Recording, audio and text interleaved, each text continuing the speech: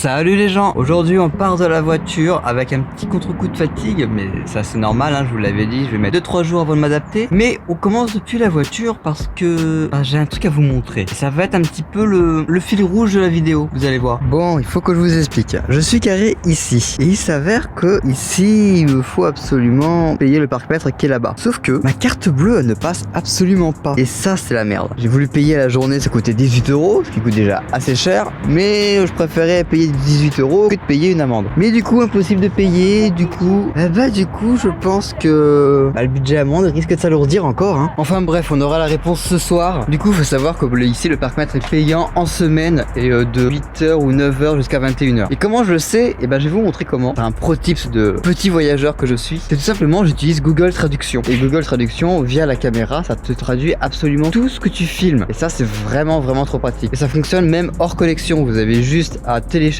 les langues que vous voulez. Et une fois que c'est téléchargé, plus besoin de 4G, plus besoin d'internet. Et c'est trop pratique. Surtout pour un mec comme moi qui ne bite pas un mot d'allemand. Bref, en attendant, comme je vous ai dit, on est à Cologne. Je sais même pas si je vous l'ai dit d'ailleurs qu'on était à Cologne. On va aller direction les bords du Rhin. On va aller voir ça. On va aller un petit peu en centre-ville après. Et on terminera évidemment sur la cathédrale de Cologne. Parce que c'est un petit peu emblématique, hein, faut le dire. Du coup, direction le Rhin.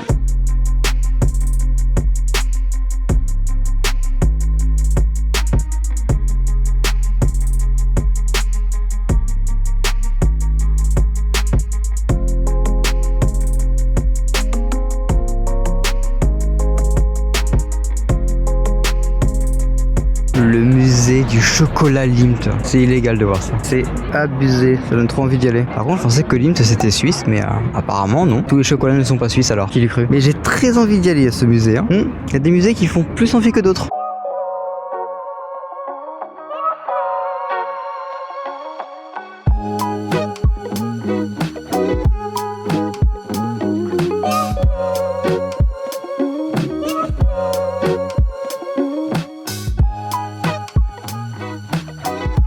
Bon allez, assez flâné sur les quais du Rhin, on va aller en centre-ville et il faut que je trouve de l'eau de Cologne. J'ai une petite histoire à vous raconter là-dessus. Comment dire, le mec qui a trouvé l'eau de Cologne, c'était pas vraiment ce qu'il cherchait à la base.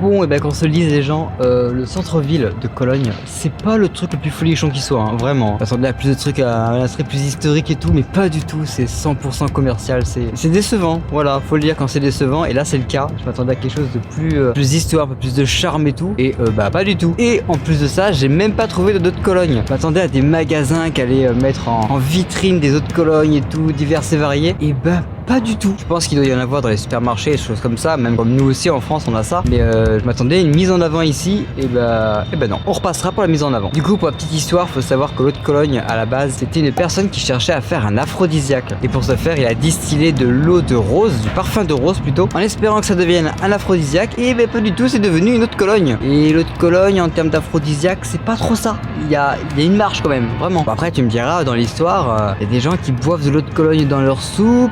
Il y en a même qui prescrivait de l'eau de Cologne en injection. Ça devait bien arracher la gueule, hein. Enfin bref, on est du coup juste à côté. On entend les cloches, puisque vous entendez pas, je sais pas si vous les entendez, je pense. On est juste à côté de la cathédrale de Cologne. Et il est temps, parce que depuis le début, je marche absolument partout dans la ville. Je la vois au loin et je me dis, je me retiens, je vais pas y aller tout de suite et tout. Sauf que là, j'en peux plus. Elle est immense, on ne voit qu'elle dans la ville. Il est grand temps qu'on y aille.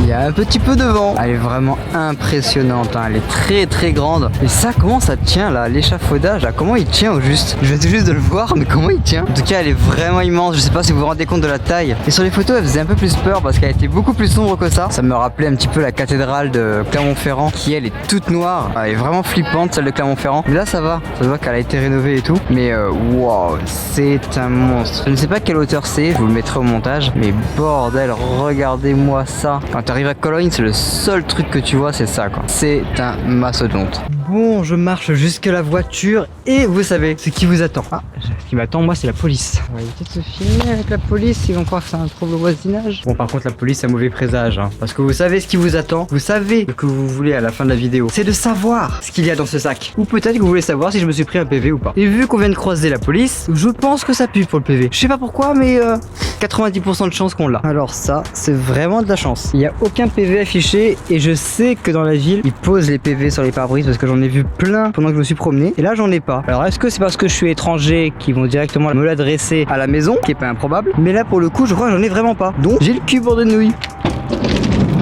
Et du coup, pour les plus curieux, dans le sac, il y avait ceci qui était une chope à bière faite en manière décorative qu'on mettra dans le décor. C'est pour moi, on mettra dans le décor de stream. Et pour ma maman, j'avais pas trop d'idées, donc j'ai pris de l'eau de Cologne. Alors, vous voyez pas trop la mise au point. Bon, vous voyez pas trop parce que c'est très très flou, mais c'est de l'eau de Cologne qui vient de Cologne. Je me suis dit, c'était classe comme cadeau à offrir. Voilà, classique. Voilà. Bon, c'est pas parce qu'elle pue, hein, mais c'est que je trouvais ça classe, c'est tout. Si elle tombe dans cette vidéo, elle va me tuer. Bref, j'ai pas d'idée de cadeau, moi. Je sais pas, je me dis que de l'eau de Cologne, volant de Cologne, bah c'est cool, c'est classe, c'est stylé. J'ai quand même pas lui offrir un shop de bière. Enfin bref, c'est mon cadeau, c'est le du cœur, c'est l'essentiel. Enfin bref, je vais vous laisser sur mes idées de cadeaux qui sont nulles. J'espère que la vidéo vous aura plu. À Cologne tout de même, j'ai assez aimé Cologne en soi, même si le centre-ville, je trouvais pas ça fou quoi. Il y a que des boutiques et c'est très très récent. Ça reste quand même cool avec les quais du Rhin, avec la cathédrale évidemment et ces deux petites places qui sont cool aussi. Ça va, c'est visitable, je regrette pas tout de même d'être venu à Cologne. En attendant, moi je vous dis à bientôt dans une nouvelle vidéo. Vous savez comment soutenir la chaîne comme d'habitude, petit like, commentaire, l'abonnement si vous le souhaitez, si ce n'est pas encore fait. Ça m'étonnerait, vous êtes tous abonnés, je le sais. Moi je vous dis à la prochaine, ciao.